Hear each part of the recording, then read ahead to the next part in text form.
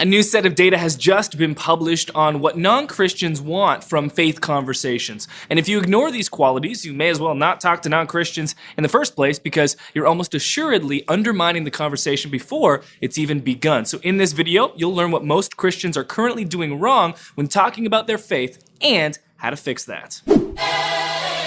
Well, hey there, and welcome to Pro Church Tools, the show where in 10 minutes or less, you're going to get a dose of tips and tactics to help your church share the message of Jesus while we navigate the biggest communication shift we've seen in 500 years. I'm your host, Alex Mills, joined as always by the boss man, Brady Shearer.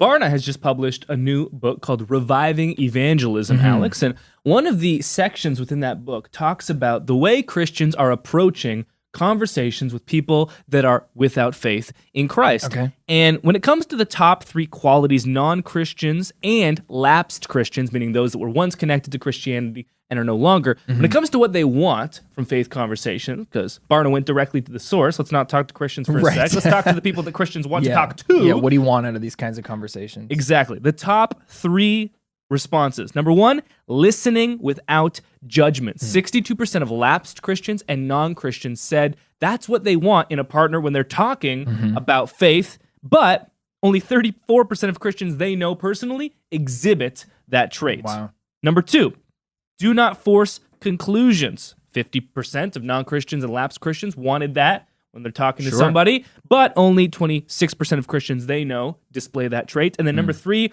allowing others to draw their own conclusions.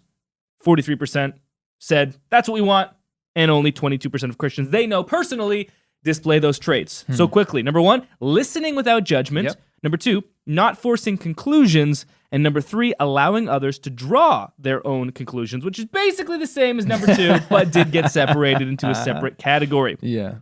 When it comes to Christians, what do we value in these conversations? What do we think is most important when sharing our faith? Not what non-Christians want, shockingly. What we think is most important is confidence when we share our own faith, exhibiting a vibrant faith, right? We want to live out loud, to quote the great Hawk Nelson. And then finally, wait, that was love out loud. I can't remember. Hawk Nelson's a long time ago. And then finally, helping others have a spiritual experience for themselves. So we've got two different parties wanting to talk about faith with one another.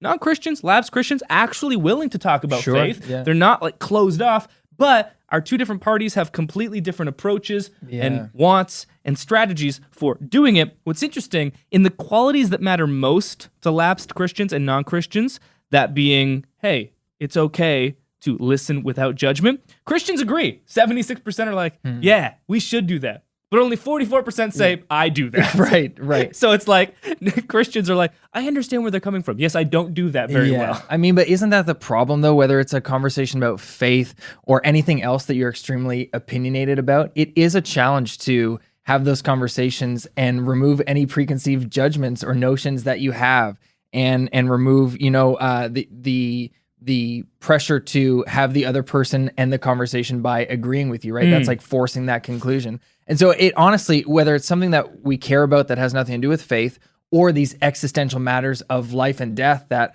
are all encompassed in our faith, we care a lot about this. And so we bring a lot of that to the table. And so it really is hard to get rid of that judgment. I'm talking personally in my own life, to remove judgment from those conversations and try not to have some sort of like unspoken agenda in those conversations. That's hard. And so no wonder Christians say, yeah, I would love to have a conversation like this. But honestly, if I'm self-reflecting myself, I'm not sure I'm well equipped enough to do it well. That's what the Barna takeaway is. To quote the end of this article, it says, however willing they may be, Christians' ability to witness for Christ may be impeded by the simple fact that they don't have meaningful relational connections with non-Christians, that's a problem, or the conversational skills necessary to talk meaningfully about faith. You brought up a good point. The need to be right. You always talk about being unoffendable. I try. And this is a discipline that you are teaching me in, because sometimes we have differing opinions, and for whatever reason, I feel the need, not in one conversation, but over multiple days and weeks, to keep returning and being like, no, but what you don't get and why you're wrong, it's like I have this need, like Alex, as a reasonable individual, a 1 on the Enneagram, someone that wants to approach life with critical thinking, if he thinks differently than me, then what is this about? And I need to learn, and I keep trying to tell myself as I walk away from conversations where you're like, yeah, I don't agree. I'm like, it's okay. He doesn't agree. Yeah. Life isn't crumbling. When my wife and I were engaged, an aunt on her side gave us this really meaningful gift. She gave us each 6 envelopes. Okay. And for each of the 6 months preceding our wedding, we had to open this envelope, and she wrote these great letters and issued us both an individual kind of challenge and or something to do for the other person just to prepare us for marriage. And one of the months, and this has marked my life forever, one of the months she wrote to me and she said, for this month, don't tell Rebecca you're doing this. And unless you feel like you need to, don't ever tell her. Surrender the need to be right. And for me, that was really, really hard. And I started doing it silently. And Rebecca started noticing a difference. Like our heated conversations, our arguments, either they were less or they went differently. They took a different route and ended better.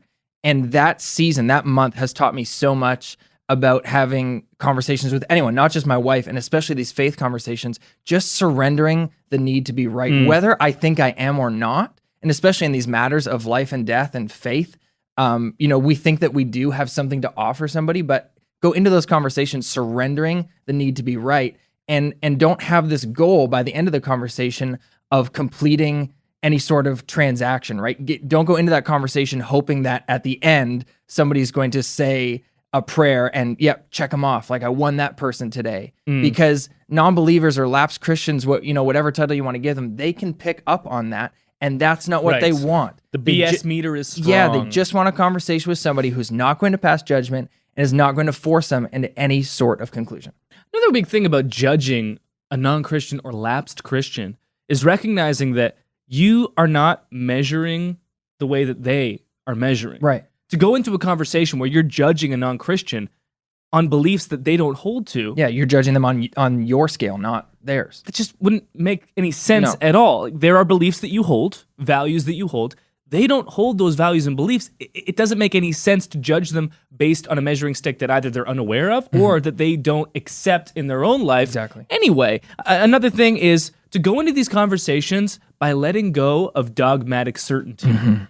Pete Enns describes it as the sin of certainty. Yeah. And this is something that I've experienced a lot growing up in fundamentalist faiths. Like, here is your faith box. Everything fits nicely within it. If you stray beyond the faith box, you stray beyond the group, and you will be exiled and excommunicated. And again, when you're having conversations, lapsed Christians, non-Christians, they can pick up on this. Oh, they're seeing me as an other. They're not inviting me and seeing me as an equal, a peer, a friend, a family member. They're just seeing me as a checkbox to be checked. Problem to be fixed. Exactly. And so surrendering that is also important, and that may require some theological deconstruction or some theological inspection. Like, okay, if someone doesn't agree with this, does that mean I have to? Because there are some things, some beliefs that we just have to say, okay, these are fundamental to the faith. The problem is that we've extended it to the most minute and insignificant issues, and we've made mountains out of molehills. That's why we have thousands of denominations. Majored on the minors. Yeah. And so you have to go into these conversations, with as open of a palm as you possibly can.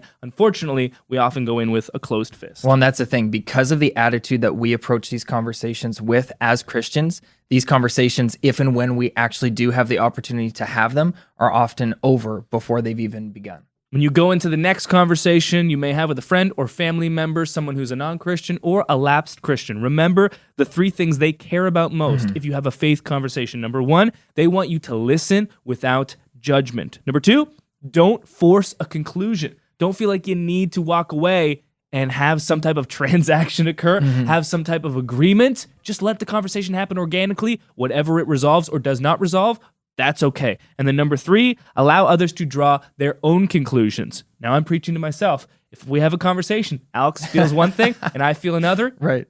I'm allowed to make my own conclusions. I feel liberated in this. Thank you. What's funny about your story about your wife is that I do that with Brittany. I allow her to be right all the time. But I can't with you. I won't allow it. No, we need to agree. Yeah. We're too similar. Today it changes. Because if you don't agree, what does that say about me? Clearly, I'm broken. Anyway, Alex and I are going to therapy. And when you have your talks with non-Christians and lapsed Christians, consider these qualities. That'll do it for this episode of Pro Church Tools and the company. We'll see you next time.